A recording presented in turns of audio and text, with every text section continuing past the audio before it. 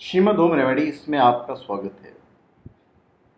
और हम आपको बताएंगे कि आत्मदर्शन कैसे होता है, मतलब क्या आत्मा होती है।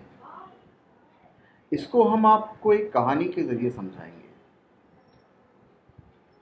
एक बार गुरुकुल में सारे शिष्य इकट्ठा थे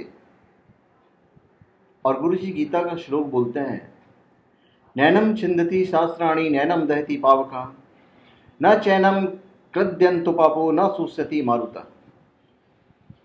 कि आत्मा को न तो शस्त्र छेद सकते हैं, न अग्नि जला सकती है, न जल उसे गला सकता है और न हवा उसे सुखा सकती है।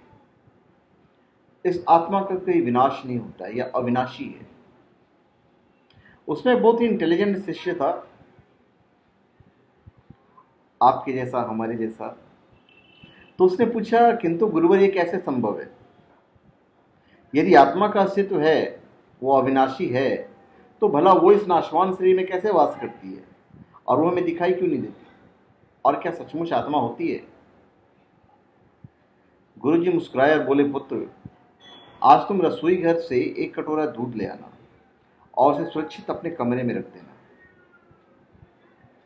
और कल इसी समय कटोरा लेकर उपस्थित हो जाना।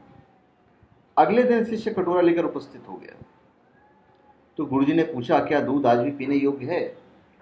तो शिष्य बोला, नहीं गुरुजी, यह तो कल रात ही फट गया था, लेकिन इसका मेरे प्रश्न से क्या लेना देना है? गुरुजी ने शिष्य को काटते हुए बोला कि आज तुम रसोई में जाना और एक कटोरा दही ले लेना और कल इसी समय कटोरा लेकर यहाँ उपस्थित हो जाना। अगले दिन शिष्य सही समय पर उपस्थित हो गया। गुरुजी ने पूछा, क्या दही आज भी खाने लायक है? तो शिष्य ने बोला, हाँ गुरुजी, अभी भी ठीक है। तो बोलते, अच्छा ठीक है, कल तुम इसे लेकर फिर आ जाना। अगले दिन जब गुरुजी ने शिष्य से दही के बारे में पूछा तो उसने कहा कि दही में खटास आ चुकी है और वो कुछ खराब लग रही है।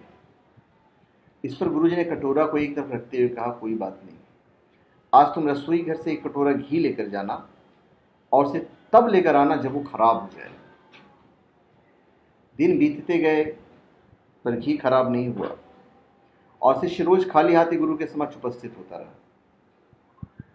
फिर एक दिन शिष्य से नहीं रहा गया और उसने पूछ लिया कि गुरुवर, मैंने बहुत दिनों पहले आपसे एक प्रश्न किया था कि यदि आत्मा का अस्तित्व है, वो अविनाशी है, तो भला वो इस नाशवान शरीर में कैसे वास करती है और हमें दिखाई क्यों नहीं देती? और क्या सचमुच आत्मा होती है? और उसका उत्तर देने के बजाय आपने मुझे दूध, दही और घी में उलझा दिया कि आपके पास कोई उत्तर नहीं है। इस बार गुरुजी गंभीर होकर बोले, वत्स, मैं सब तुम्हारे प्रश्न का उत्तर देने के लिए तो कर रहा था। देखो, दूध, दही और घी सब दूध का ही हिस्सा है, लेकिन दूध एक दिन में खराब हो जाता है, दही 2-3 दिन में खराब होता है, लेकिन शुद्ध घी कभी खराब नहीं होता।